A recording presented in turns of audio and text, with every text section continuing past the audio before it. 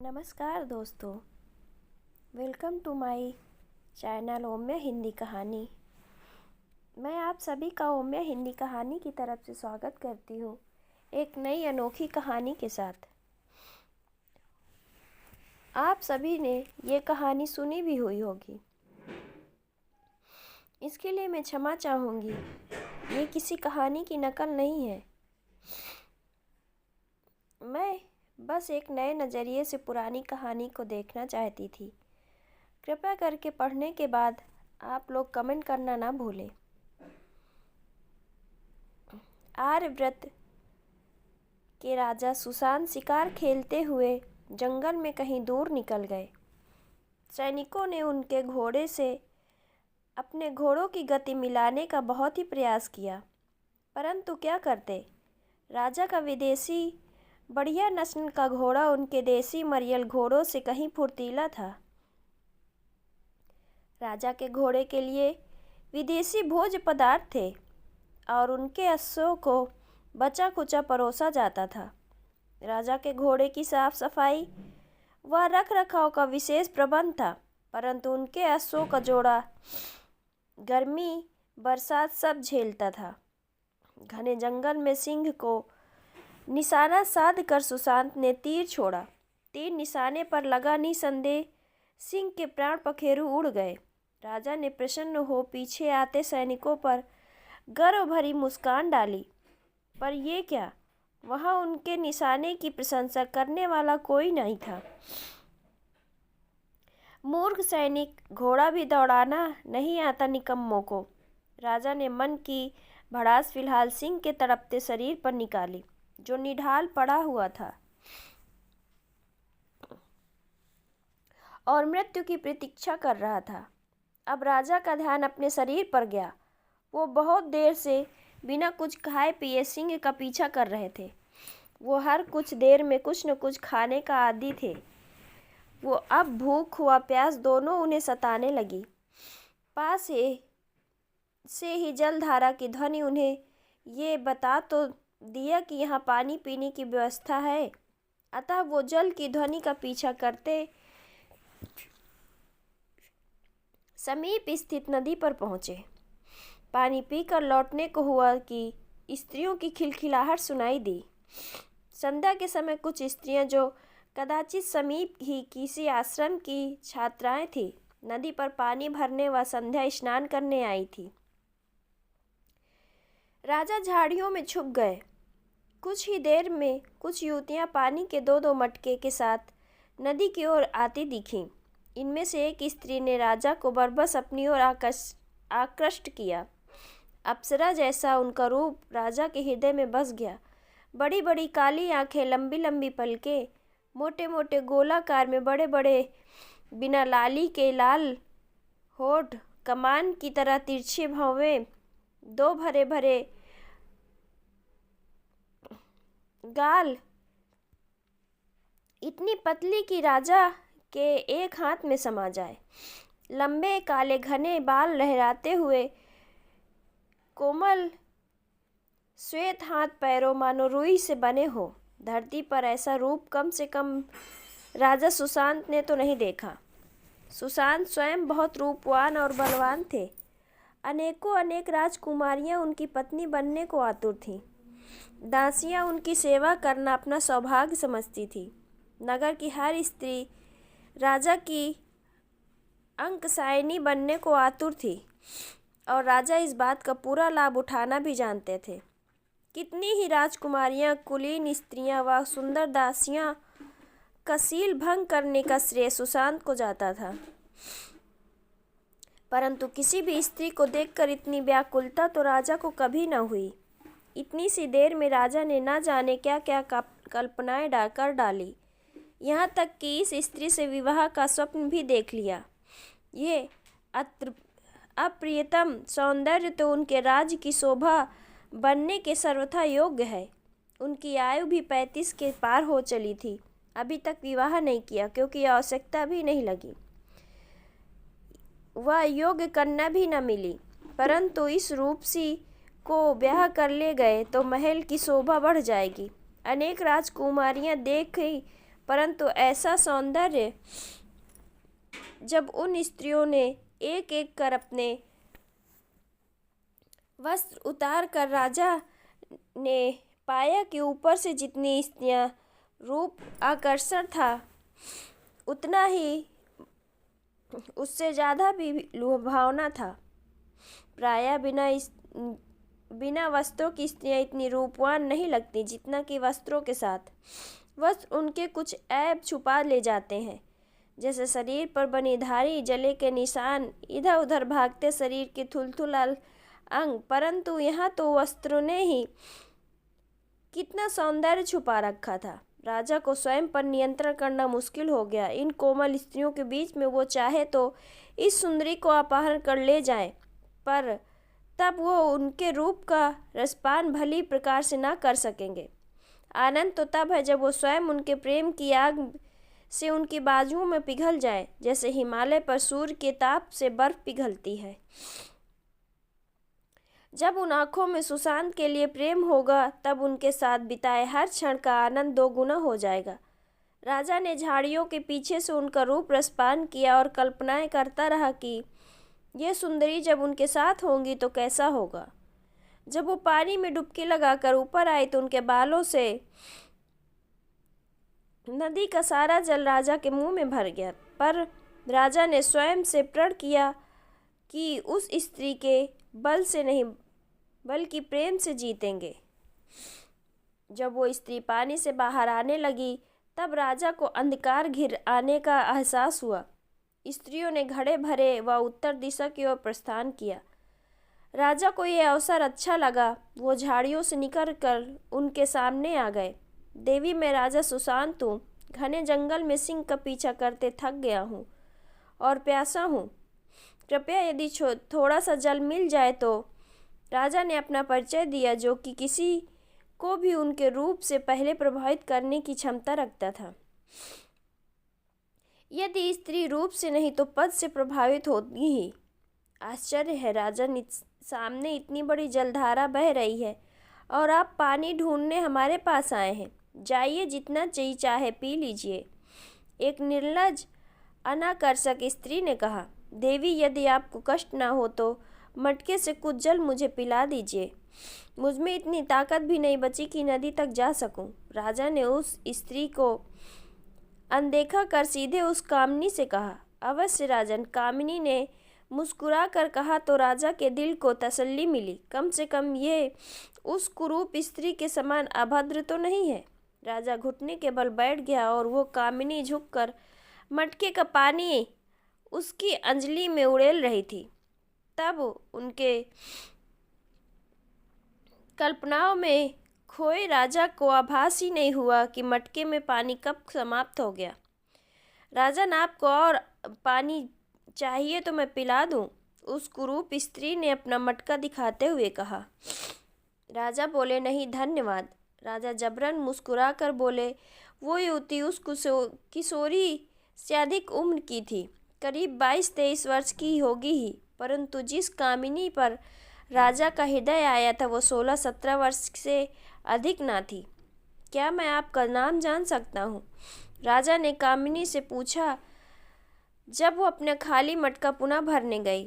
मेरा नाम अंशुला है महाराज। सिर झुकाकर अब तक का अंतिम प्रणाम कर स्त्री ने कहा। अपना मटका दोबारा भरकर वो स्त्री अपनी सखियों के साथ प्रस्थान कर गई।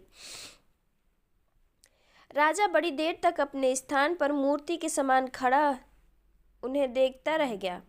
कल्पना में ही उस रूपसी ने ही उन्हें बुरी तरह थका दिया था। वो पीछा करने की हिम्मत न जुटा सके। जाति रूपवान, उतनी ही मृदुभाषी और कोमल वाणी वाली ये स्त्री तो राजमहल की शोभा बनने योग्य है। पास आते घोड़ों के टोपों की ध्वनि ने उसे चिताया कि उसके सैनिक आसपास ही हैं। राजा झाड़ियों से बाहर आया। सैनिकों ने अपने घोड़ों को रोका और राजा को प्रणाम किया। क्या इस वन में कोई आश्रम है? राजा ने उत्तर दिशा की ओर देखते हुए पूछा, मानो अभी भी वो स्त्रियां दिखाई दे रही हों। राजा के सैनिक ने जवाब दिया, जी महाराज, अन्व ऋषि का आश्रम उत्तर में कुछ ही दूर पर है। आपको ढूंढते ढूंढते थक कर हम वहीं तो विश्राम कर रहे थे।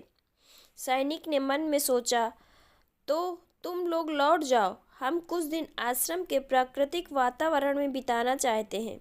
ये स्थान शांति प्रदान करने वाला है, हम यहाँ और रुकना चाहते हैं। महामंत्री से कहा ना, तब तक वो राजकार्य देखें। राजा के सैनिकों ने कहा, जैसी महाराज की आज्ञा, हम महामंत्री तक आपका समाचार पहुंचा देंगे। वैसे भी महामंत्री ही राजकार्य देखते हैं, बिना सुख सुविधाओं के भला आप आश्रम का कठोर जीवन कैसे जी सकेंगे महाराज। आपने तो अपनी शिक्षा भी महल में ही पूरी की है, क्योंकि आश्रम की कठिनाइयों से दूर रहना चाहते थे। सैनिक ने ये बात भी मन में ही बोली। राजा खुशी खुशी कल्पना में डूबा ऋषि के आश्रम की ओर बढ़ चला। थके मांदे राजा ने आश्रम तक पहुंचकर पानी पानी की गुहार लगाई। वह चारों ओर देखा कि वो सुंदर स्त्री कहाँ होगी। तभी एक बालक जल का लोटा लिए आया, साथ ही कुछ मिठाइयाँ भी थी। राजा का चेहरा उतर गया। बालक क्या अन्व ऋषि नहीं है? मुझे उनसे कुछ बात करनी थी, राजा ने जलपान करते हुए कहा। आप कुछ देर विश्राम कीजिए, संध्या पूजन के बाद मैं आपको उनके पास ले चलता हूँ। आश्रम के बाल विद्यार्थी राजा को देखकर प्रसन्न हो रहे थे। उनके लिए राजा का दर्शन करना किसी चमत्कार के समान था। राजा तो बस घोड़ा दौड़ाते या रथ पर नगर यात्रा करते ही दिखा करते थे। इस प्रकार राजा से साक्षात्कार दुर्लभ घटना थी। इस आश्रम में अनेक कच्ची पक्की झोपड़ियां बनी थीं। कदाचित अलग अलग लोगों के रहने का अलग अलग प्रबंध था। एक और रसोई जान पड़ती थी, जहां से धुआं व भोजन की सुगंध दोनों बाहर आ रहे थे। एक कुआं भी था। आश्रम के चारों ओर फलों के पेड़ लगे थे व क्यारियों में ताजी सब्जियां लगी थी। कुछ देर की प्रतीक्षा के बाद राजा ने अन्व ऋषि के समक्ष प्रस्तुत किया गया। राजा ने ऋषिवर को प्रणाम कहा। प्रणाम राजन, कहिए कैसे आना हुआ? ऋषिवर एक नरभक्षी सिंह की खोज में भटक कर यहाँ आ गया। आपके आश्रम में कुछ दिनों का विश्राम चाहता हूँ। नगर की दूषित जलवायु से मेरा जी खराब रहने लगा है। कमजोरी व भोजन के प्रति अरुचि हो गई है। मन उचाट रहता है। जंगल के प्राकृतिक वातावरण में रहूं तो कदाचित स्वास्थ्य में कुछ सुधार हो जाए, यदि आप आज्ञा दे तो। ऋषि ने कहा, अवश्य। भला राजा सुशांत को कौन आतिथ्य के लिए मना करेगा, वो भी उनके ही राज्य में। हम तो आपकी प्रजा हैं, आप निश्चित हो यहाँ निवास कीजिए। मैं चरक से कहकर आपके स्वास्थ्य की पूर्ण जांच करवाता हूँ। ऋषि का इशारा पाकर एक शिक्षक चरक को बुलाने चला गया, जो कि कदाचित औषधि विज्ञान का विशेषज्ञ था। चरक ने राजा का परीक्षण किया और वही दोहराया जो राजन ने कुछ देर पूर्व कहा था। महल का मसालेदार व चटपटा भोजन आपके पाचन क्रिया को नुकसान पहुंचा रहा था। फलता भोजन में अरुचि हो गई। कुछ दिन आप पतली मूंग दाल की खिचड़ी खाइए। नगर की प्रदूषित वायु, ध्वनि प्रदूषण व चिंता के कारण मन उचाट रहता है। जंगल के शुद्ध वातावरण में कुछ दिन बिताइए तो मन प्रसन्न हो जाएगा। नगर की वायु आपके फेफड़ों को बहुत ही क्षति पहुंचा रही है। आपके कंधों पर इतना बड़ा साम्राज्य का भार है, अतः चिंता भी स्वाभाविक है। महाराज, चिंता तो चिता समान होती है। अच्छा किया जो आप यहाँ आ गए, वरना यदि हृदय रोग आप अपना स्थान बना लेता तो कदाचित बहुत नुकसान हो सकता था। आपका जीवन अमूल्य है। आप कुछ दिन प्रकृति के बीच बिताएंगे तो पूर्णतः स्वस्थ हो जाएंगे। मैं आपको कुछ औषधि दे देता हूँ। औषधि यदि स्वर्ण पात्र में कूट कर बनाई जाए तो शीघ्र ही लाभ पहुँचेगी। यदि आपके पास सोने के सिक्के हों तो उनसे भी काम चल जाएगा। अवश्य। राजा स्वयं आश्रम वासियों पर अपनी प्रसन्नता का रौब जमाने को इच्छुक था। उसने तुरंत 1000 स्वर्ण मुद्राओं की थैली चरक को दी। चरक मुख पर मुस्कान लेकर वहां से निकला। आश्रम के दिन फिरने वाले थे। रात्रि में राजा को उबली मूंग की खिचड़ी परोसी गई। राजा ने किसी तरह उसे गले से नीचे उतारा। जब वो भोजन कर रहा था तब एक बालक खड़ा पंखा झल रहा था। राजा को इस प्रकार देखता रहा मानो वो किसी दूसरे ग्रह से आया प्राणी है। ऋषि की आज्ञा से राजा ने रुकने के लिए एक अलग कुटिया में जितना हो सकता था उतना अच्छा प्रबंध किया गया। भूमि पर रुई का मुलायम गद्दा था जो राजा को ठोस भूमि पर कठोरता से व ठंड से बचाने का भरकर प्रयास कर रहा था। परंतु राजा को अपना आरामदायक बिस्तर याद आ रहा था। ओढ़ने के लिए हाथ से बुनी हुई रजाई थी, पर वो भी किसी काम की ना थी। रात्रि में ठिठुरते हुए राजा सोच रहा था कि उस सुंदरी को प्राप्त करने के लिए अभी जाने क्या क्या करना पड़ेगा। चारों ओर दृष्टि घुमाई। आले पर जलता दीपक, जर्जर सी झोपड़ी, घास फूस का छत, बिना दरवाजे का चौखट। राजा के लिए ये अनुभव बिल्कुल नया था। वो तो शिक्षा प्राप्त करने भी गुरुकुल नहीं गए। कुछ ही दिन में वहाँ की कठोर अनुशासन व दुष्कर जीवन शैली से परेशान होकर महल लौट आया।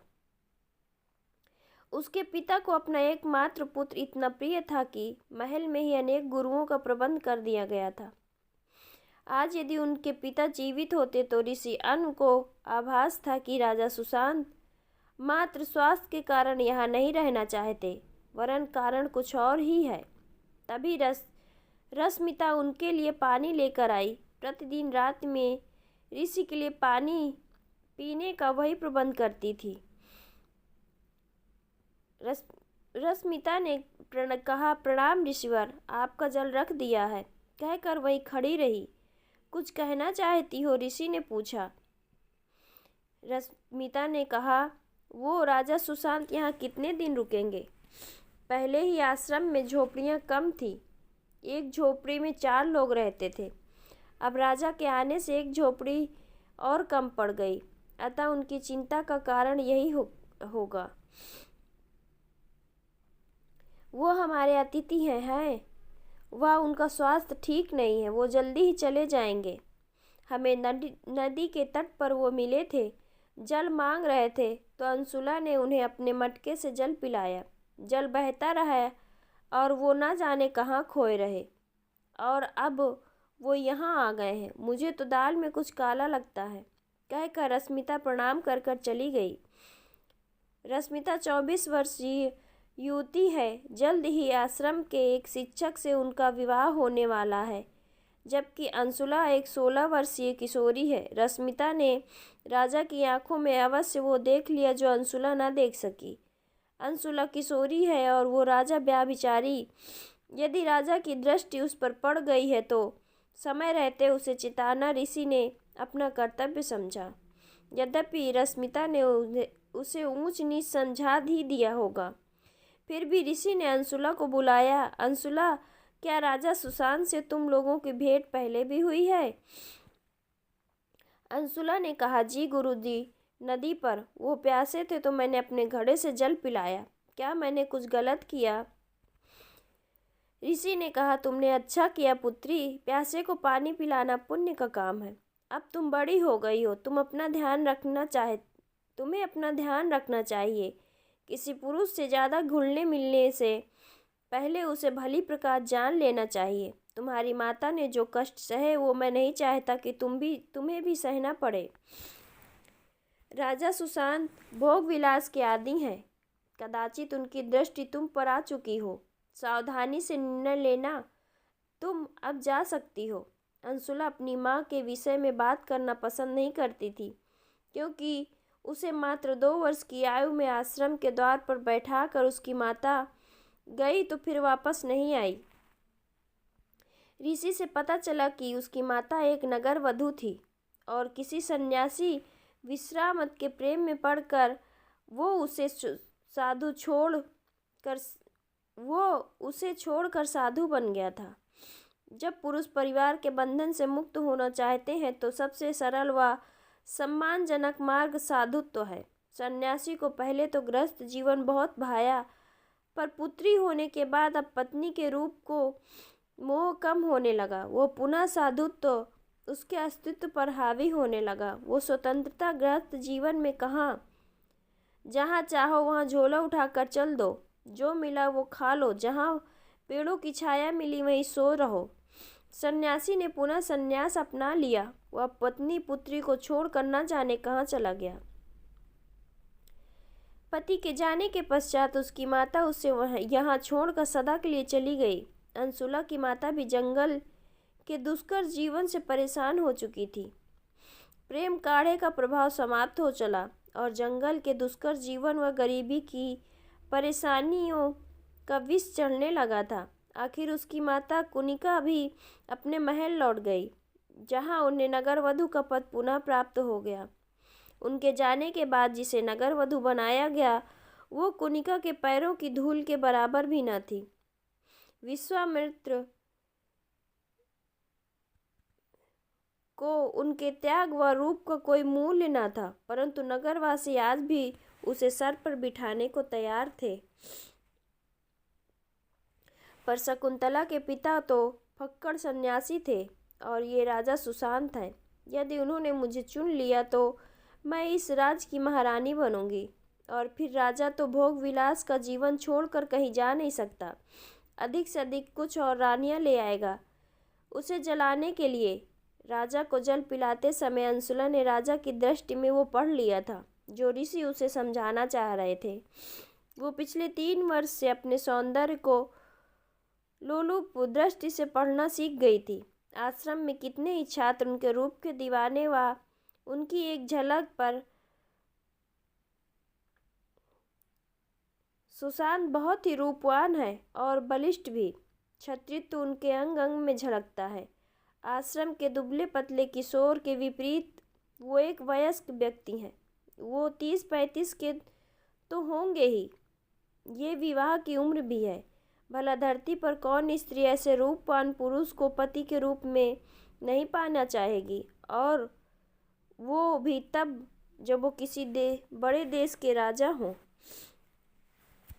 प्रातः ही राजा को उठा दिया गया। स्नान करने के लिए नदी पर जाना था। वहीं शौच की व्यवस्था थी। राजा के महल में शौच बना था जिसकी सफाई के लिए सफाई कर्मचारी नियुक्त थे, परंतु यहाँ उसे झोपड़ी के पीछे जाना पड़ा, जहाँ कुछ कीड़े मकोड़े राजा के पैरों पर चढ़कर उनके लिए बाधा उत्पन्न कर रहे थे। कभी चींटियां पैरों पर चढ़ जाती तो कभी लिल्ली गोड़ी, कभी राजा एक पैर झटकता तो कभी दूसरा। भोजन में प्रातः भी मूंग की खिचड़ी ही मिली और उसके बाद एक कड़वी औषधि जो राजा ने गमले में चुपके से उड़ेल दी।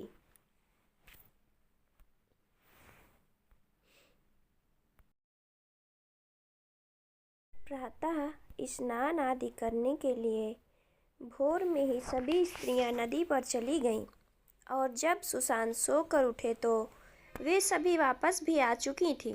राजा को अंशुला के दर्शन भी ना हुए। वो अधिकतर समय रसोई में व पाठ में व्यस्त रहती। दोपहर में राजा की खोज खबर लेने कुछ सैनिक आश्रम आए तो राजा ने उनसे ऋषि के आश्रम की मरम्मत व नई झोपड़ियाँ बनवाने का प्रबंध करने को कहा, और कुछ रजाई गद्दे व सुविधा की वस्तुएं जो असल में यहाँ रहते हुए उन्हें चाहिए थी, उनका प्रबंध करने का निर्देश दिया। आश्रम की मरम्मत का कार्य तुरंत शुरू हो गया। राजवास्तु शिल्पकार ने स्वयं नक्शा तैयार किया व उन्हीं के मार्गदर्शन में आश्रम का हुलिया बदला जाने लगा। राजा बढ़ चढ़कर आश्रम की मरम्मत के कार्य में विचार विमर्श करते और कनखियों से उस कामिनी के चेहरे के भाव को पढ़ने का प्रयास करता। महाराज, आप बहुत दयालु हैं। आपने अभी तक आपकी दयालुता के किस्से मात्र सुने थे, परंतु आज प्रत्यक्ष अपनी आंखों से देख लिया। हमारा आश्रम बहुत ही समय से जीर्ण शीर्ण दशा में था, परंतु किसी ने इस ओर कभी ध्यान न दिया। परंतु आप कुछ दिनों के लिए यहाँ आए और हमारी सारी समस्याओं का निवारण कर दिया। हम आपके सदा आभारी रहेंगे। आश्रम के ही एक आचार्य ने कुछ इस प्रकार कहा कि सुशांत की सीना गर्व से फूल गया। आश्रम की बहुत सी स्त्रियां व पुरुषों ने राजा की प्रशंसा दृष्टि फेंकी। राजा ने अंशुला की ओर देखा तो उनके चेहरे से प्रत्यक्ष था कि वो राजा के इस व्यवहार से व उनकी संपन्नता से अत्यंत प्रभावित थीं। राजा को आशा जगी कि वो दिन अधिक दूर नहीं जब ये सुंदरी उनके बाहुपास में होंगी। राजा अंशुला से बात करने के मौके तलाशते। जब कभी वो खाना परोसती या पानी लेकर आती तो राजा अर्थपूर्ण ढंग से मुस्कुरा कर अपने हृदय की बात जता देता। अंशुला भी मुस्कुरा कर वह भवें टेढ़ी करके जता देती कि वो उनके संकेत को समझती हैं। महाराज, भोजन का समय हो गया है। आपका भोजन यहीं आपके कक्ष में लगा दें या आप सबके साथ भोजन करना पसंद करेंगे? आश्रम के 9 विद्यार्थी ने पूछा, जो राजा से बहुत ही प्रभावित था। वो उनकी आंखों से ही स्पष्ट था कि वो राजा को ऐसे देखता था मानो स्वयं भगवान विष्णु खड़े हों। आज मैं तुम लोगों के साथ बैठकर ही भोजन करूंगा, राजा ने कहा। बच्चे तो ईश्वर का रूप होते हैं, उनके साथ बैठकर भोजन करना प्रसाद ग्रहण करने के समान है। चलो बताओ, तुम लोग कहाँ भोजन करते हो? राजा जानता था कि यदि उन्होंने अपने कक्ष में भोजन मंगाया तो यही बालक थाली लाएगा, परंतु बाहर अंशुला स्वयं खाना परोसेंगी। राजा के लिए एक एक क्षण भारी पड़ रहा था। वो शीघ्र अंशुला को गले लगाने को व्याकुल थे। बस कीजिए देवी, इतनी सी खिचड़ी बहुत है मेरे लिए। राजा ने अंशुला को और खिचड़ी परोसने से रोका। आखिर जंगल के भीतर उनके सिपाही स्वादिष्ट व्यंजनों के साथ एक बग्गी में उनका प्रतीक्षा कर रहे थे। ये उबली बेस्वाद खिचड़ी राजा बस आश्रम वासियों को दिखाने के लिए खा रहा था। महाराज, लगता है आपको मेरे हाथ की खिचड़ी में स्वाद नहीं आ रहा। आप कहें तो गुरु माता से कुछ और बनवा दूं? अंशुला ने इठला कर कहा। राजा ने कहा, स्वाद प्रिय, ऐसी स्वादिष्ट खिचड़ी तो तीनों लोकों में कोई नहीं बना सकता। इसका पहला कौर ही मेरी आत्मा तक को तृप्त कर गया। परंतु मैं देवी से मात्र खिचड़ी का प्रसाद नहीं वरन कुछ और भी चाहता हूँ। देवी की कृपा हो तो कुछ क्षण आपके साथ एकांत में वार्तालाप करना चाहता हूँ, राजा ने फुसफुसा कर कहा। तो अंशुला ने मुस्कुराकर अपनी दाईं भौं ऊपर की ओर टेढ़ी की।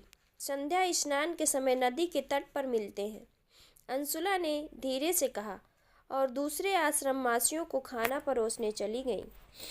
अभी तक अंशुला से एकांत में मिलना न हो सका था।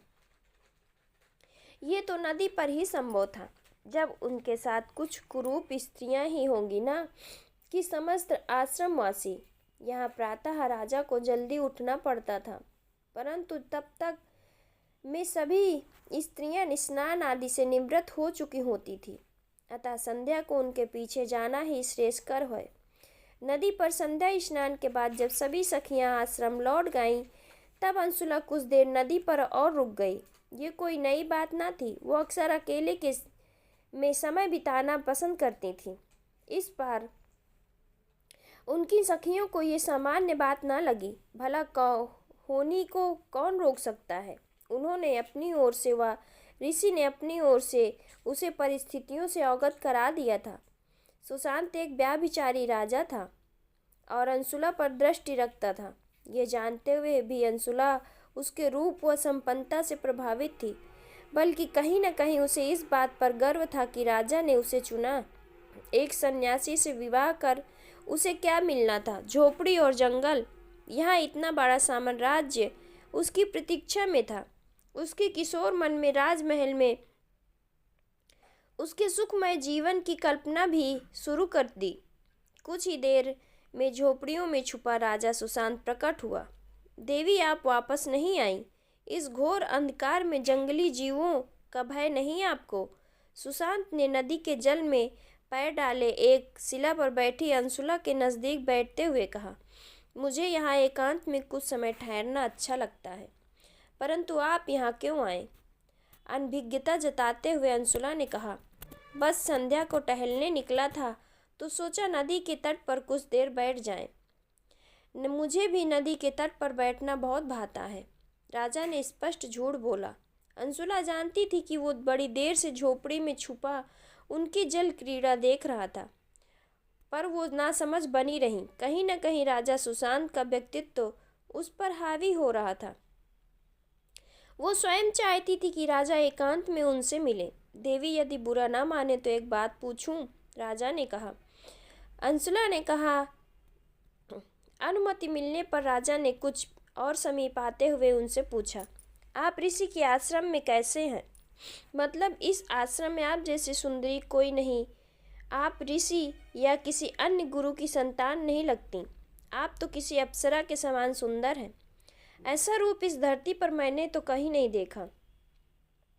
बुरा ना मानिएगा, परंतु मैं जानना चाहता था कि क्या आप अन्व ऋषि ही की पुत्री हैं या उनकी पत्नी आपकी माता हैं? लजाते हुए अंशुला ने कहा, मेरी माता एक नगर वधू थी। उनका नाम कुनिका था। वो जंगल में विहार के लिए आती थी। यही एक सन्यासी विश्वामित्र पर मोहित हो गई। विश्वामित्र भी उनके सौंदर्य से प्रभावित हो सन्यास छोड़कर गृहस्थ बन गए, परंतु कुछ ही वर्षों में उनका गृहस्थ जीवन से मन उचट गया और माता भी जंगल से दुष्कर जीवन से परेशान रहने लगी। एक दिन बिना बताए ऋषि पुनः तपस्या व अध्ययन करने चले गए। माता अकेले मेरा पालन करने में सक्षम न थी, अतः मुझे यहाँ छोड़कर पुनः अपने महल लौट गई। मैं अपनी माता पर गई हूँ। वो अत्यंत सुंदर थीं, तभी तो वो नगर वधू के पद पर थीं, और यहाँ से जाने के बाद भी उनका पद उन्हें पुनः प्राप्त हो गया। इससे अनुमान लगाया जा सकता है कि वो कितनी रूपवान रही होंगी। ओह, तो ये बात है, राजा ने कहा। वैसे आप कदाचित उनसे भी सुंदर हैं। यहाँ जंगल के कठोर जीवन में भी आपका सौंदर्य कम नहीं हुआ। कितना कठोर परिश्रम करने के बाद भी आपके हाथ राजकुमारियों समान कोमल हैं। आप इस कठोर जीवन के लिए नहीं बल्कि किसी की रानी बन राज करने के लिए बनी हैं। राजा ने उनका हाथ अपने हाथ में लेते हुए कहा। उसने महसूस किया कि उसके स्पर्श से वो सुंदरी कांप गई। ये एहसास राजा को बड़ा भाया। वो पुनः किशोर हो उठा, मानो पहली बार किसी स्त्री का स्पर्श किया हो। स्वप्न मत दिखाइए, अंशुला ने कहा। मुझे तो किसी सन्यासी से ही विवाह करना होगा, और कदाचित वो भी मेरा त्याग कर जंगलों में विलुप्त हो जाएगा जब उसका जी भर जाएगा। राज सुख मेरे भाग्य में कहाँ? कामनी ने हाथ छुड़ाने का हल्का प्रयत्न करते हुए कहा। राजा ने कहा, सन्यासी क्या जाने गृहस्थ जीवन का महत्व। अपने बच्चों को बड़े होते देखना, अपना उत्तराधिकारी चुनना व उसे अपनी संपत्ति सौंपना। सन्यासियों के पास कुछ होता भी तो नहीं कि अपनी संतान को दे सकें। वृद्ध अवस्था में अपने जीवन साथी के साथ प्रेम के पल गुजारना उनकी किस्मत में नहीं होता। उनकी नियति में भटकते हुए जीवन गुजारना ही लिखा है। परंतु एक स्त्री को घर व स्थायी जीवन चाहिए, जो एक क्षत्रिय ही दे सकता है, कोई सन्यासी ब्राह्मण नहीं। मैं तुमसे विवाह कर तुम्हें अपने दिल में ही नहीं अपने राज्य की भी महारानी बनाना चाहता हूँ। हमारा पुत्र आर्यव्रत का भावी सम्राट होगा। दास दासियाँ तुम्हारे सुंदर पलकों को उठाने और गिरने भर की देरी में तुम्हारी आज्ञा का पालन करेंगे। जब तुम वृद्ध होगी तब आर्यावर्त के भावी सम्राट की माता महारानी अंशुला के नाम से जानी जाओगी। हमारे पोते पोतियाँ हमारे चारों ओर कोलाहल करेंगे। यदि तुम स्वीकृति दे दो तो मैं अपना हृदय तुम्हारे चरणों पर रखना चाहता हूँ।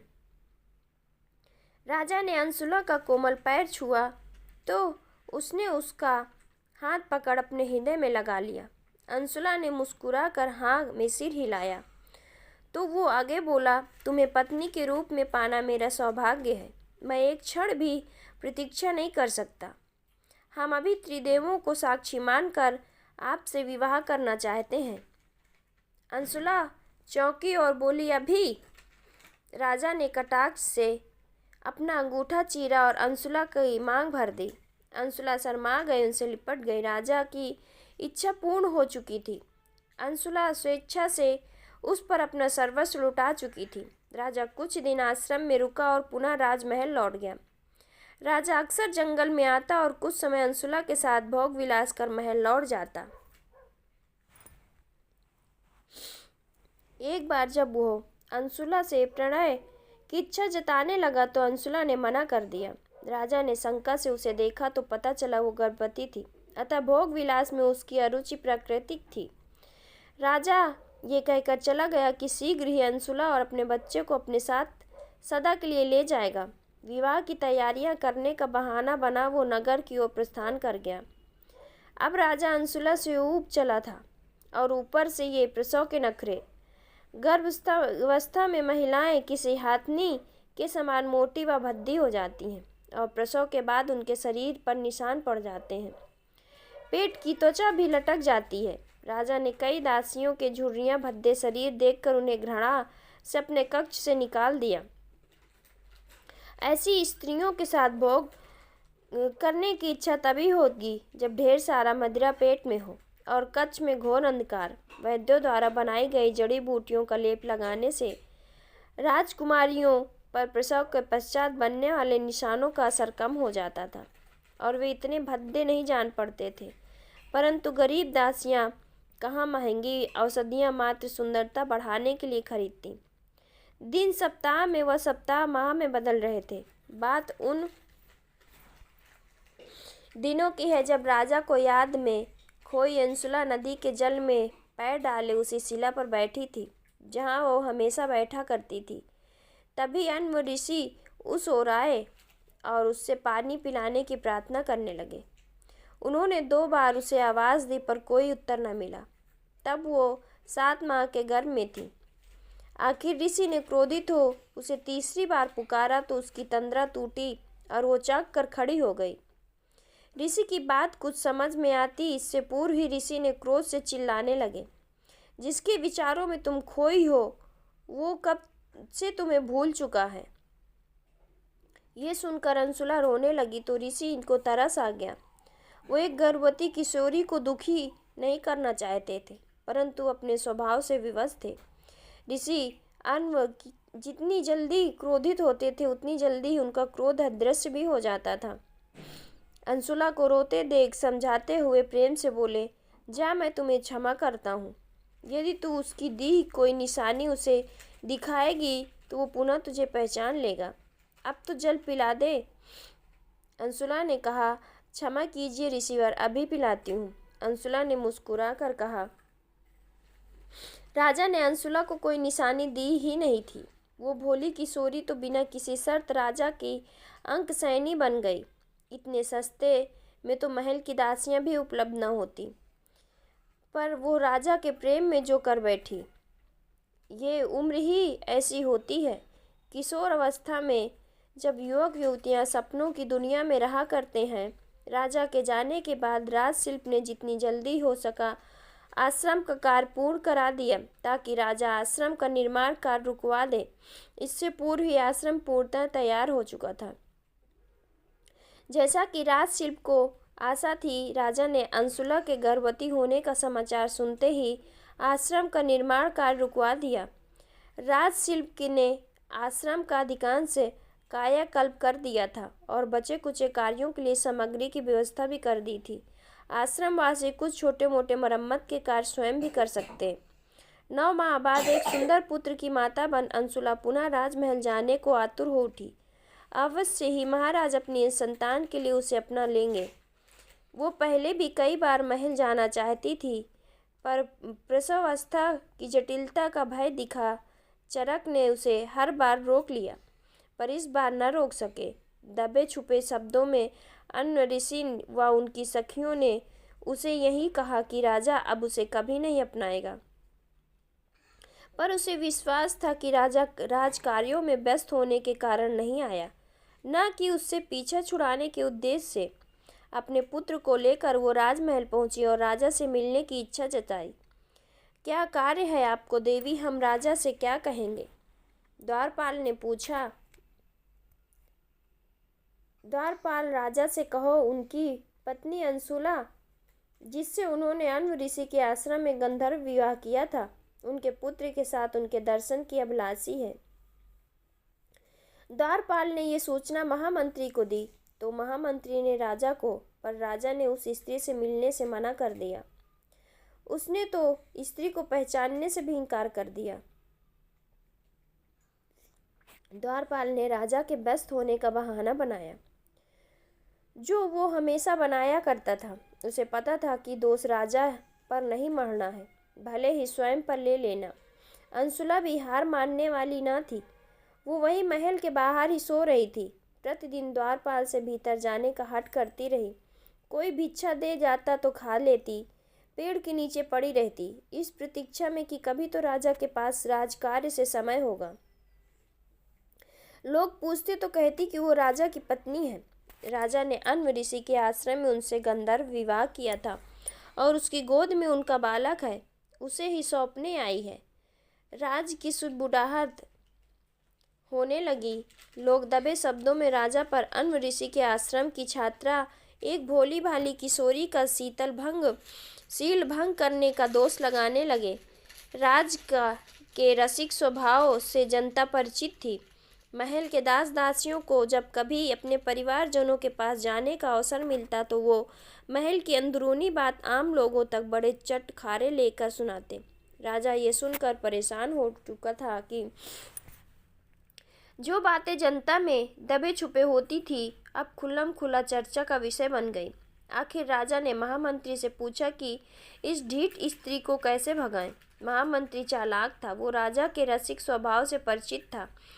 कोई सामान्य नगर में रहने वाली महिला होती तो समझ जाती कि राजा मात्र उसका उपयोग कर रहा था, पर वो अन्व ऋषि के आश्रम में पली बड़ी एक स्त्री थी, जहाँ कोई ऊंचा या नीचा नहीं, सभी समान होते हैं। राजा का पुत्र हो या रंक का हर विद्यार्थी समान दृष्टि से देखा जाता है। वो स्त्री नहीं जानती थी कि नगर के नियम राजा की इच्छा अनुसार बनते हैं और बिगड़ते भी हैं।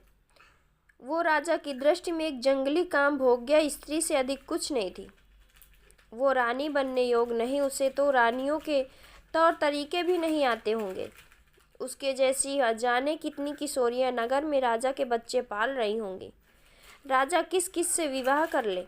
महाराज उस स्त्री से ने नगरवासियों के बीच आपकी छवि बहुत बिगाड़ दी। अब तो उसे यूं जाने नहीं दे सकते, उसे दंडित कर सकते हैं। नगरवासी अन्व ऋषि के समान सम्मान करते हैं और ये स्त्री उन्हीं के आश्रम से है। अतः यदि हम उसे हानि पहुंचाएंगे तो भी हमारी ही बदनामी होगी। क्या आपने उस स्त्री को कोई निशानी दी थी, जैसे राजमुद्रिका आदि? भावें टेढ़ी कर महामंत्री ने राजा को कुरेदा। नहीं, हमने उसे कोई निशानी नहीं दी। राजा भूल गया था कि वो तो उस स्त्री को न जाने कितने बार दोहरा रहा था, पर मंत्री का शक पक्का हो गया। ये सुनकर राजा वाकई उस स्त्री को जानता था और वो स्त्री बिना किसी उपहार के ही राजा को सर्वस्व सौंप बैठी। निश्चय ही वो किशोरी राजा के प्रेम में पागल हो चुकी है। ये कोई नई बात नहीं है। ऐसी कई प्रेम दीवानियों को महामंत्री आईना दिखा चुके थे। तो फिर चिंता की क्या बात है? उसे बुलाइए और पूछिए कि यदि मैंने तुमसे विवाह किया है तो मैंने क्या निशानी दी है तुम्हें। यदि वो निशानी ना दिखा सके तो उसे गलत ठहरा कर आप सही साबित हो जाएंगे, अन्यथा आपकी जनता की दृष्टि में आपका सम्मान कम हो जाएगा। आपकी प्रशंसा के गीत लिखने वाले कवि आपके ही दुर्गुणों पर गीत बनाने लगेंगे। आपकी गरिमा इतिहास के पन्नों पर धूमिल हो जाएगी। ठीक कहा महामंत्री, उस स्त्री को सीख बुलाइए। अपने सुंदर कोमल पुत्र को आंचल में लपेटे राजा के सामने अंशुला खड़ी थी और राजा को याद दिलाने का प्रयास कर रही थी कि किस प्रकार वो अन्व ऋषि के आश्रम में मिले, वह एक दूसरे के प्रेम में खो गए। वो बालक जो उनकी गोद में है वो उन्हीं का है। अंशुला का मन नहीं मान रहा था कि राजा उन्हें धोखा दे रहे हैं। वो तो यही सोच रही थी, प्रसवावस्था के पश्चात वो मोटी व कुरूप हो गई है तो कदाचित इसी कारण राजा उन्हें पहचान नहीं पा रहे। और फिर ऋषि आर्मर्स का श्राप भी तो कोई तोड़ नहीं सकता। पर उसे क्या पता था कि राजा उसे पहचानना ही नहीं चाहता था। क्षमा करें देवी, आपको इतना कष्ट उठाना पड़ा, परंतु मुझे आपकी जरा भी याद नहीं। क्या मैंने विवाह के समय या किसी अन्य समय आपको कुछ उपहार दिया था? कोई निशानी? अंशुला का चेहरा उतर गया। उसने ना में सिर हिलाया। भला मैं राजा सुशांत यदि आपसे विवाह करूंगा तो उपहार में कुछ दूंगा ही नहीं, ऐसा कैसे संभव है? अवश्य ही वो कोई बहुरूपिया था जो मेरा रूप लेकर आपको ठगना चाहता था। मैं क्षमा चाहता हूँ और आपको वचन देता हूँ कि उस बहुरूपियों को शीघ्र अतिशीघ्र पकड़कर आपके सामने प्रस्तुत करूँगा। महामंत्री, पता करवाइए कि कौन हमारा नाम लेकर अन्व ऋषि के आश्रम में ठहरा था। किसने इस कोमल किशोर की शील भंग किया? हमारे राज की में स्त्रियों पर यह अत्याचार हम नहीं सहेंगे। राजा ने इतना अच्छा अभिनय किया कि अंशुला को अंततः मानना ही पड़ा कि अवश्य ही वो कोई बहुरूपिया ही रहा होगा।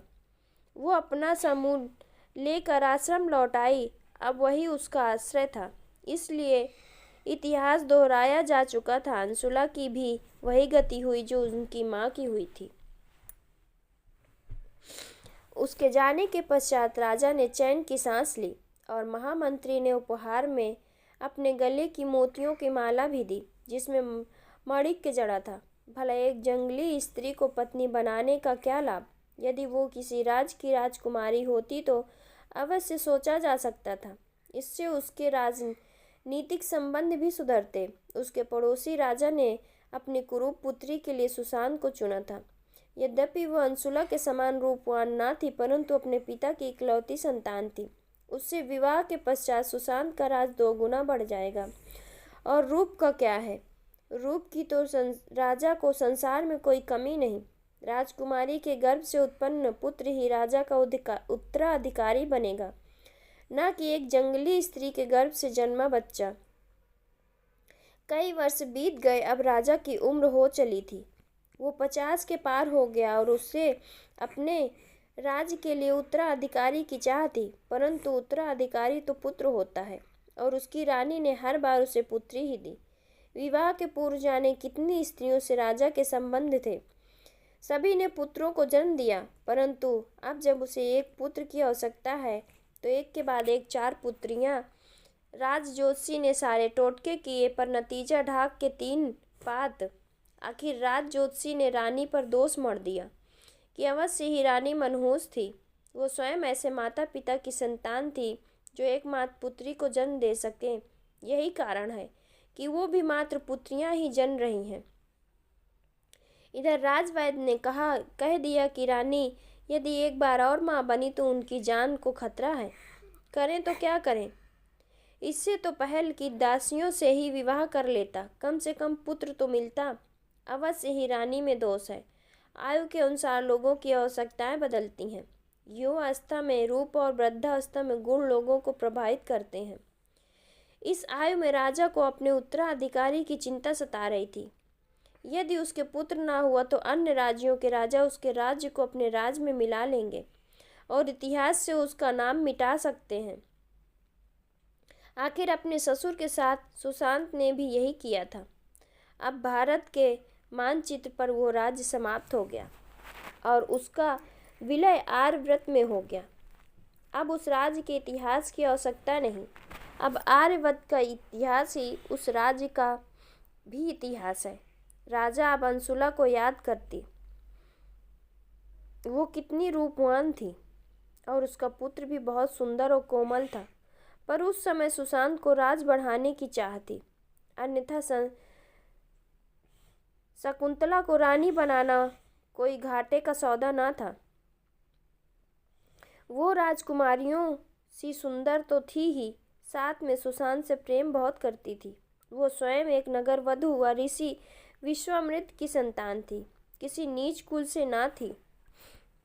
एक दिन राजा अपने दुख से उबरने के लिए दूसरों को दुख देने जंगल में निकल पड़ा और निरीह प्राणियों का शिकार करने लगा। तभी उसने देखा कि जंगल में एक बालक जो 14-15 वर्ष का हो रहा होगा, एक सिंह के दांत गिन रहा था और सिंह भी उससे शांति से दांत गिनवा रहा था। बालक ने सिंह को अपने हाथ पैरों में जकड़कर भूमि पर गिरा रखा था और उस पर चढ़ा उसका मुंह खोलकर दांत गिन रहा था। जब वो दांत गिन चुका तो सिंह को छोड़ दिया, पर सिंह ने उस पर आक्रमण नहीं किया, वरन उल्टी दिशा में भाग पड़ा। मानो जान बची तो लाखों पाए। बालक, तुम कौन हो और इस शक्तिशाली सिंह के दांत क्यों गिन रहे थे, और तुम्हें डर भी नहीं है? मेरा नाम इंदस है। मेरे गुरुजी ने मुझे गृह कार्य में 50 पशुओं की शारीरिक व सामाजिक विशेषताएं लिखने का कार्य दिया है। मैं जंगली जीवों का अध्ययन कर उनकी शारीरिक विशेषताएं और उनके जीवन शैली अपनी पुस्तिका में लिख रहा हूँ। मैंने 49 का परीक्षण कर लिया था, ये 50वां था। बड़ी मुश्किल से हाथ आया। उसने अपने तन पर धूल झाड़ते हुए कहा। उसके शरीर पर सिंह के पंजों के कई निशान थे, जो सिंह से उसके हाथापाई के प्रमाण थे। वो निहत्था सिंह से भिड़ गया। ये सोचकर राजा का मुंह खुला का खुला रह गया। तभी अपनी कमर में से एक चर्म पत्र निकालकर उस पर कुछ लिखा। अब राजा प्रतिदिन उस बालक से मिलने जंगल जाता। वो बालक न सिर्फ वीर था बल्कि बुद्धिमान भी था। घुड़सवारी, तीरंदाजी, तलवारबाजी, ताकत, बुद्धि व सौंदर्य सभी गुणों से युक्त था। वेद तो उसके कंठ में ऐसे निकलते थे जैसे कि राजा सुनकर मंत्रमुग्ध हो जाता। वाह, काश ऐसा ही वीर, रूपवान और बुद्धिमान मेरा पुत्र होता, तो मैं गर्व से उसे अपना उत्तराधिकारी नियुक्त करता। राजा जितना उससे मिलता उतना ही उसे अपना पुत्र बना लेने का इरादा पक्का हो जाता। यदि वो इस बालक को गोद लेकर अपना दत्तक पुत्र बना ले तो उसके राज्य का इतिहास सुरक्षित रखा जा सकता है। राजा को वो बालक एक दिन अपने घर अपनी माँ से मिलाने ले गया। अन्व ऋषि के आश्रम में एक कुटिया इन माँ बेटों की भी थी। अंशुला को देखते ही राजा ने पहचान लिया। ये दिखाया कि उसे अभी भी नहीं पहचान सका। अचानक यदि वो ये मान लेता तो वर्षों पूर्व जो अभिनय उसने किया था वो खुल जाता, उसकी छवि बिगड़ जाती। नहीं, उसे कुछ और उपाय करना होगा। वह अंशुला ने अपने पुत्र को बताया कि राजा सुशांत ही उसके पिता हैं। तो वो पहली बार अपने पिता से मिलकर अति प्रसन्न हुआ। उसने राजा के पैर छुए तो राजा ने हाथ आशीर्वाद में उठा गए। राजा तो उसे गले लगा लेता, पर कदाचित अंशुला को राजा की मनोदशा का भान न था। वो राजा को निर्दोष समझ रही थी। तभी उसने अपने पुत्र को इस प्रकार पाला कि वह अपने पिता को इतना सब होने के बाद भी सम्मान की दृष्टि से देखता था। वो सुशांत से अपनी माता को छोड़ने के लिए क्रोधित न था, जबकि कई वर्ष पूर्व अंशुला स्वयं अपने माता पिता से नाराज रहा करती थी। परंतु इंद्रदस की आंखों में अपने पिता के लिए सम्मान व श्रद्धा का भाव था। अन्व ऋषि राजा की दुविधा समझ गए। वो चाहते थे कि अंशुला का घर बस जाए। उसने इन 15 वर्षों तक कठोर तपस्या करके अपने पुत्र को पाला था। राजा से बिछड़कर वो पूरी तरह बदल गई। अब उसकी दुनिया उसके पुत्र के चारों ओर ही स्थित थी। वो नादान किशोरी ना रही बल्कि समझदार माँ बन चुकी थी। उसके रूप पर अब भी कितने ही आश्रमवासी मोहित थे, पर उसे अपनाने को तैयार थे। पर वो राजा सुशांत को न भुला सकी। ऋषि जानते थे कि राजा का विवाह के पश्चात एक भी पुत्र रत्न प्राप्त नहीं हुआ। कदाचित अंशुला जैसी सच्चा प्रेम करने वाली भोली भाली किशोरी से धोखा करने का परिणाम था। वो तो आज भी यही समझती कि राजा अन्व ऋषि के श्रापवश उसे भूल गया है। श्राप वाली घटना के बाद राजा ने वाकई उसे पहचानने से मना कर दिया और वो भोली भाली किशोरी से ऋषि का श्राप का परिणाम समझती रही। पर अब यही कहानी उसे जीवन में पुनः खुशी लेकर आएगी और आर्यव्रत का भविष्य बदलेगी। अंशुला व सुशांत का पुत्र इंदस अन्व ऋषि के आश्रम में सबसे होनहार छात्र था। वो सभी विद्याओं में निपुण था और उसमें लगन भी बहुत थी। वो दयालु व सहृदय था। राजा सुशांत के विरुद्ध वो एक पराक्रमी और दयालु राजा सिद्ध होगा। ऋषि देख पा रहे थे कि वो एक दिन चक्रवर्ती सम्राट बनेगा। वो आर्यव्रत के नाम उसके नाम पर रखा जाएगा। यदि राजा को इस अपराध बोध से निकाला जा सके तो कदाचित ये संभव है। ये विचार कर ऋषि ने स्वयं राजा को अपराध बोध से निकलने की युक्ति बताई। राजन, नियति आपको यहाँ खींच लाई है। अंशुला आपकी पत्नी है। आपने उससे गंधर्व विवाह किया था और आपने उपहार में उसे एक मुद्रिका भी पहनाई थी, परंतु अन्व ऋषि के श्राप के कारण वो नदी में गिर गई। एक मछली ने उसे निगल लिया। स्वयं अंशुला भी उस अंगूठी को भूल गई। साथ ही अपने आप के मस्तिष्क से ये बात भी विस्मृत हो गई। आप अंशुला से कभी मिले भी थे। अन्व ऋषि ने अर्म ऋषि के श्राप का किस्सा कह सुनाया। वो ये भी जोड़ दिया कि अंशुला द्वारा क्षमा मांगने पर ऋषि ने कहा था कि राजा के द्वारा दी गई निशानी को देखते ही राजा को सब कुछ पुनः स्मरण हो जाएगा। नियति में यही लिखा है। जैसे ही आपको वो मुद्रिका दिखेगी आपको स्वयं सब कुछ याद हो जाएगा। महाराज, आज उस नदी पर जाकर मछली पकड़िए। उसके तट पर आपने अंशुला से अपने प्रेम का प्रदर्शन किया। वह जिसके तट पर श्रापवश उसने वो अंगूठी खो दी। अवश्य ही श्राप की समाप्ति का समय नज़दीक है, इसलिए आप यहाँ आए। ऋषि अन्व ने राजा के मस्तिष्क में बिना किसी कुंठा के अपनी गलती मान लेने का एक उपाय डाल दिया था। हाँ, अब राजा गर्व से कह सकता था कि उस दिन वो ऋषि के श्राप के कारण अंशुला को पहचान नहीं सका। ऋषि की आज्ञा से उस नदी पर मछली पकड़ने गया, जिसके तट पर अंशुला से प्रणय निवेदन किया था। 2 मछलियां पकड़कर राजा महल लौट आया और सीधा रसोइये में पहुंचा। सभी रसोइये और नौकर चाकर चौकन्ने हो गए। ये क्या, राजा आज स्वयं रसोई में भोजन बनाने आया है? पर राजा ने उन्हें अनदेखा कर रसोइये को 2 मछलियां दी और कहा, ये मछलियां मैंने स्वयं नदी पर पकड़ी हैं और आज मैं इन्हें ही खाऊंगा। रसोइये ने सिर झुकाया और मछली ले ली। जैसे ही उसने पहली मछली काटी, उसके पेट से राजा की अंगूठी निकली, जो राजा ने जबरदस्ती मछली के मुंह में ठूंस कर भर दी थी। रसोइया अंगूठी लेकर राजा के पास गया तो राजा चौकन्ने का अभिनय करते हुए बोला, ये अंगूठी तो मैंने अपने गंधर्व पत्नी अंशुला को दी थी। राजा ने सुर घूमने का चक्कर खाकर गिरने का अभिनय किया। अन्व ऋषि की बुद्धिमत्ता से अंशुला रानी बनकर महल में रहने आ गई और इंदस एक दयालु व चक्रवर्ती सम्राट के रूप में प्रसिद्ध हुआ। राजा की पहली रानी को इतिहास में स्थान न मिला, परंतु अन्व ऋषि ने राजा सुशांत और अंशुला की कहानी पर एक पुस्तक लिख डाली, जिसमें इंद्र की अप्सरा कुनिका की पुत्री अंशुला व राजा सुशांत के प्रेम कथा थी, जो आम जनता को अत्यंत पसंद आई। उन्हें अपने राजा से हमदर्दी थी और उस पर गर्व था।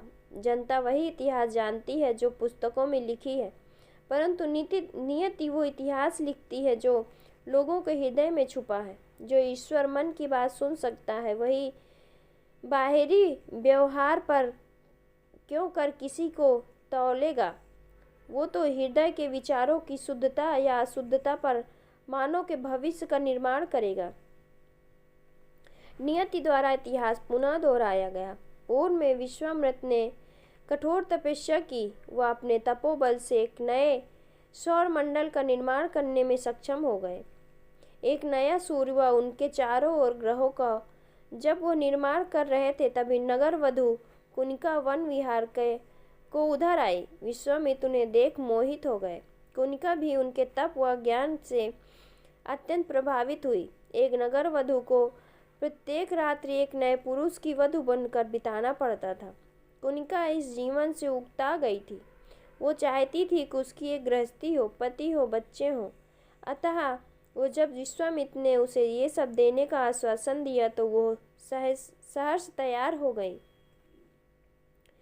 वह धन वैभव छोड़कर ऋषि के साथ जंगल जंगल भटकने लगी। जब वो गर्भवती हुई तो उसने अपना सौंदर्य खो दिया।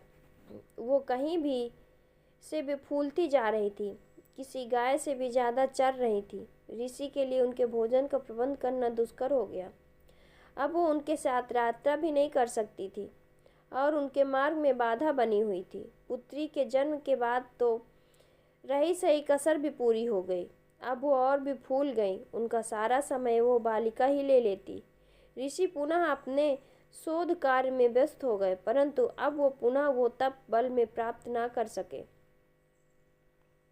इधर कुनिका भी जंगल के कठोर जीवन से पहले ही परेशान हो चली थी और पुत्री ने तो रही सही ताकत भी समाप्त कर दी। उसने अपने महल का वो आरामदायक जीवन याद आने लगा। नर्म मुलायम गद्दे की जगह कठोर भूमि पर सोना पड़ता है। वहाँ दास दासियाँ थी जो दिन रात उनकी सेवा करती। यहाँ पर स्वयं दासी बनकर रह गई। इन्हीं दिनों नगर अध्यक्ष वन विनार को आए। कुनिका नदी से जल भरकर जाती दिखी। उसकी पुत्री 2 वर्ष की हो चुकी थी और उसका आंचल पकड़े उसके साथ साथ चल रही थी। कुनिका का शरीर पुनः पहले समान सुंदर व आकर्षण हो गया था। नगर अध्यक्ष के लिए तो अभी भी वो सुंदर थी, बल्कि पहले ज़्यादा स्वरूपवान हो गई थी। नगर अध्यक्ष ने उसे अपना पुराना पद संभालने का आग्रह किया। आज भी कोई नगर वधू सुंदरता में उनके सामने नहीं टिक सकी थी। यदि वो लौटना चाहे तो नगर वधू का पद आज भी उनके लिए उपलब्ध है। इसके बाद नगर अध्यक्ष यदा कदा उसे उपहार देने व वापस लौटने आने का प्रलोभन देने आ जाया करता था। देखते देखते कुछ माह और गुजर गए। इधर ऋषि विश्वामित्र भी वापस संन्यास की ओर लौटने का मन बना चुके थे। वो अपनी तपस्या पुनः प्रारंभ करना चाहते थे। जब ऋषि कई सप्ताह तक न लौटे तब नगर अध्यक्ष ने ही अंशुला का ध्यान रखना। अंशुला ने भी सोचा कि वापस महल लौटने का इससे अच्छा बहाना न मिलेगा। ऋषि कई कई दिन तक बाहर रहने के बाद वापस आ जाते।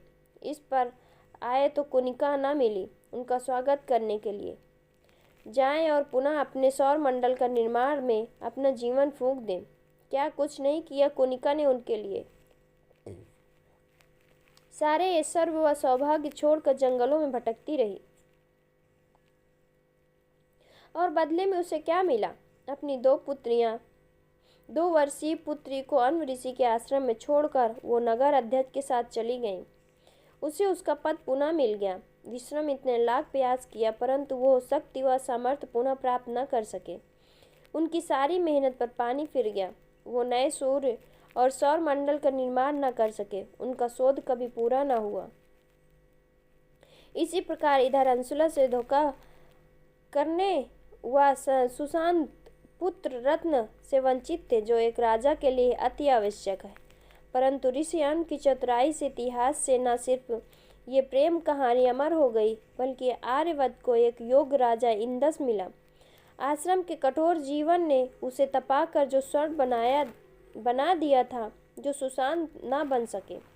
ऋषि अरमस क्रोधी व भुलक्कड़ थे, परंतु जल्दी क्षमा भी कर देते थे। वे स्वयं नहीं जानते थे कितने लोगों को उन्होंने श्राप दे दिया, पश्चात का उपाय भी बता दिया था। अन्व ऋषि को विश्वास था कि उस सूची में एक और नाम जुड़ने से उनकी ख्याति में कोई कमी न आएगी। इधर अंशुला सोच रही थी कि कदाचित ऋषि का श्राप का परिणाम था कि उसे राजा की दी हुई मुद्रिका के विषय में कुछ भी स्मरण नहीं रहा। राजा सुशांत ने अमर ऋषि के श्राप का ढाल बना न सिर्फ अपने लिए, अपने राज्य के लिए योग्य राजा का वर्ण किया, इतिहास में अमर हो गए, बल्कि प्रजा में अपनी छवि की सुधार ली। प्रजा ने अन्व ऋषि की कथा पर विश्वास कर अंशुला को महारानी व इंद्रस को अपना भावी राजा स्वीकार कर लिया। जनता को किसी अबोध बालक के समान होती है। उसे बहलाना कोई कठिन कार्य नहीं है। दोस्तों, अगर आप लोगों को मेरी ये कहानी पसंद आए तो मेरे चैनल को लाइक, सब्सक्राइब और शेयर ज़रूर कर दीजिएगा। आप सभी का बहुत बहुत धन्यवाद।